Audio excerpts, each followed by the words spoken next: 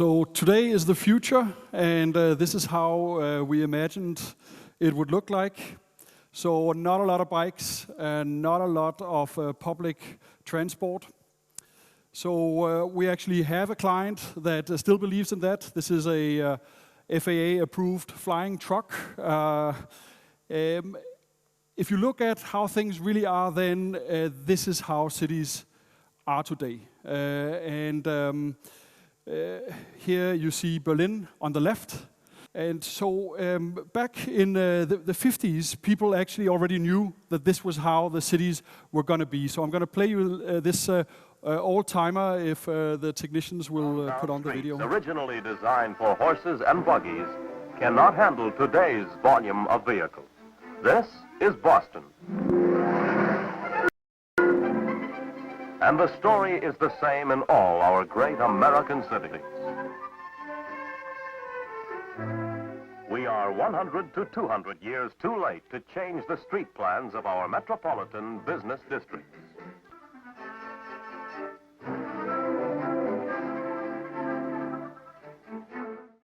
So obviously when this video was made, there was a lot less people on this globe, and there was also a lot less people in the city. So less than 30% live in the city. Today, over 50% of people live in the city. And in 2050, an estimated 10 billion, or around 10 billion should be in our urban spaces. And that's, of course, 70% of a hell lot more people. So back when this video was made, 2.5 billion people lived on Earth. So the 70% is of 10 billion people. So this means that urban traffic will triple. It means that in the next 40 years, we'll have to build as much city space as we've done in the past 4,000 years. So was it because they didn't know what to do about stuff back then? But actually this video is the continuation of the video you saw before. And what they propose here is what Curitiba did to win the City Globe 2010 Sustainable City Award. Sorry, maybe you could play the video. Above all, the motor coach needs no fixed right-of-way. Routes can be added or changed overnight. So, at long last, city planners everywhere do have a way out. First, they emphasize the movement of people rather than vehicles. Second, they base their plans on the mobility and freedom of the modern motor coach. So back, so since then, not a lot has happened. Back in the days, we didn't get how people would look right either. But at least we did get one thing right about how people would look, that lifestyle and design would be hugely important for them still. And so lifestyle and design are these kind of dimensions that people think are, well, many at least think are superfluous, that we could do without, they contradict austerity and scarcity and the challenges we face today. I personally feel that, or think that design is a way to address two human fundamental fears: the fear of not being loved, the fear of not being enough. And all societies, human societies that we've known so far, have used design and lifestyle to express themselves. So to me, this is kind of the closest as we get to leg mating or mating dances as humans. So it's basically about how do we get laid. So if we're very concerned about how we're going to move one generation forward. How do we procreate just one generation? Things that deal with what's going to happen in 2 or 3 generations are not really very impactful to us, because we have to face these challenges of the first generation moving on. And so why am I talking about these kind of life-death things? Is because cities are not just about the life that we celebrate here today, but also about death. So globally, air pollution kills more people than HIV/AIDS, or more people than malaria. And also in terms of traffic accidents, there's 1.25 million every year. Of course, not all of this is due to urban mobility, but the share that urban mobility contributes with is rapidly, super exponentially increasing. So there's a host of issues we need to deal with. Of course, safety, as mentioned, environmental impacts also for the globe, and personal health impacts. In Copenhagen, where I'm from, we feel that we have a solution to that, and that's the bicycle. So it's very cheap. It's extremely space efficient, energy efficient as well. The reason that I have Steve Jobs up here is because he cited the bike as his inspiration. He had seen this list where the Condor was the most efficient in terms of commuting, so it could travel the furthest with the least energy spent, and humans were way, way, way down on that list. But if you gave that human a bike, they top the list. So it's the kind of most efficient biomechanical device we have out there to commute. So his intention was to make a bicycle of the mind. So if you feel that you are smarter than the animals in Tiergarten, you probably have a computer. So the bikes are also noiseless, they're pollution-less, and they're damn fast. So on average in Europe during peak hours, they are 40% faster than cars. And some people claim, well, bikes are not comfy. Comfy bikes do exist, we just don't buy them. So all in all, I think the functional advantage is clearly on the bike's favor. Yet we still try to optimize how we functionally can win over the car, but we've already won that battle as bicyclists. So how come the cars still dominate like 99-point-something% of all major cities? Well, my claim is, again, it relates to design. It relates to that lifestyle. So if I had come up on stage and told you, well, I drove here in my Rolls Royce, or in my Volkswagen, or in my Wartburg, you would have very, very different images of who's standing in front of you. If I had told you what kind of bike I rode, even if I mentioned the fanciest Italian bike, it would not really say much about me, It would say as much as me telling you what kind of washing machine I have at home. So being able to associate lifestyle is incredibly important with that means of commotion. So some people tell me, well, what you're saying is actually untrue. So couriers have a very specific type of bike, and you even have the soccer mom version of bikes out there.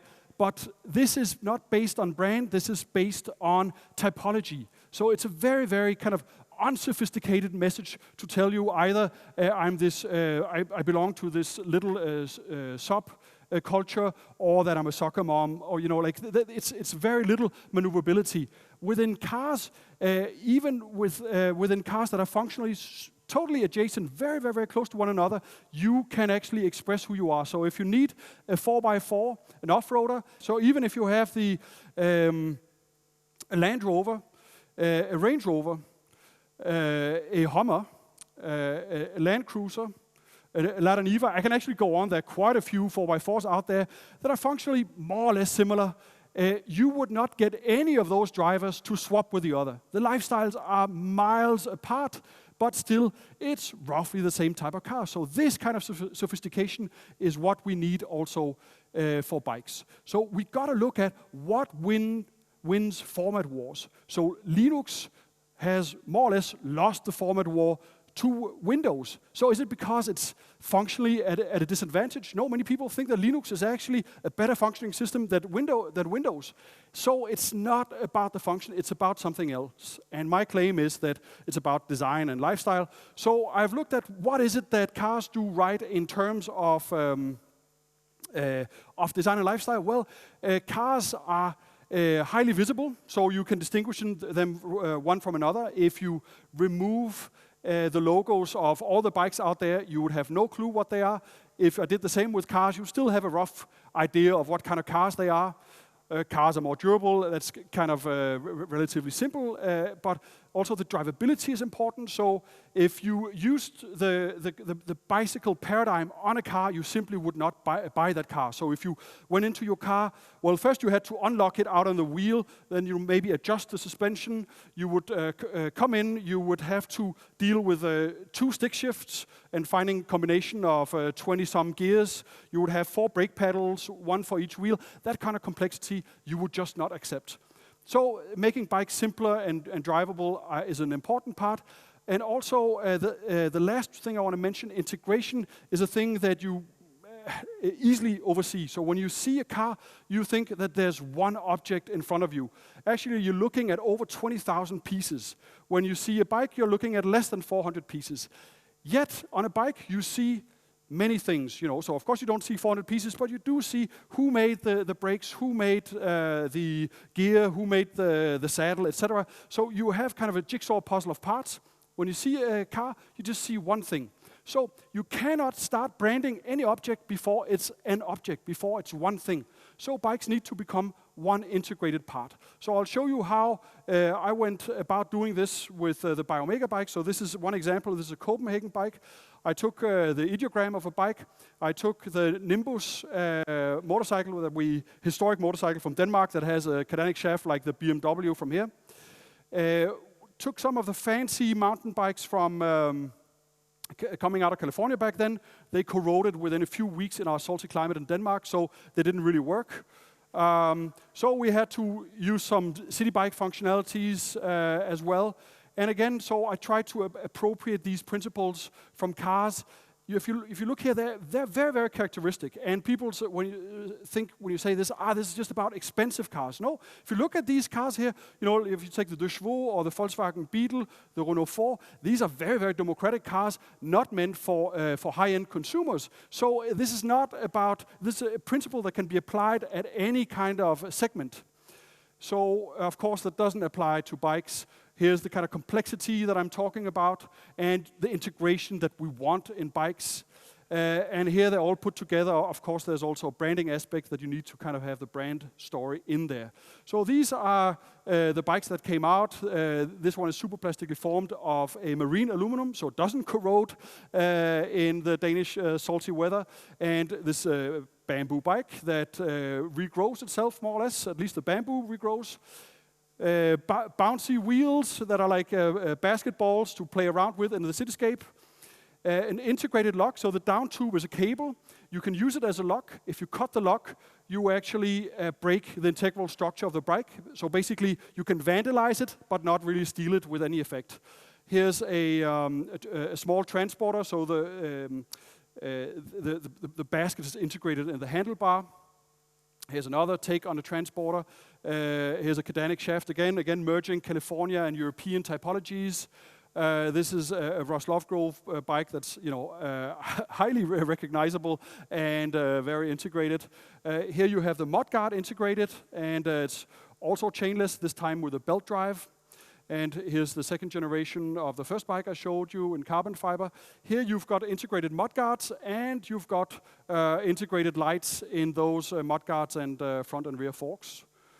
So these are some examples of how you can apply these principles to bikes. So this is not, I've been working with bikes, but this is a thing that you can use for any kind of locomotion in theory, any type of object out there. So it's been done with cars. So the Tesla took the electric car from being a punishment car to something that you can actually express yourself with. And then this is not only about private means of transport. This can also be used for communal means of transport. So think of London without the Route Master. Actually, there was such an uproar there that when they took them out of service or tried to do so in 2000, there was a public demand for a new one, and here's the new one that's about to come out. So these things, so even if it's communal transport, you can really use it to express a brand, a lifestyle, design. This is also true for the Parisian metro, and I could go on with examples where this is applied to communal transport. But guys from the municipal offices are not likely to call Hollywood or Paris, because this is what I propose they should do. You know, you need to look at some of the big producers of design, lifestyle, and storytelling.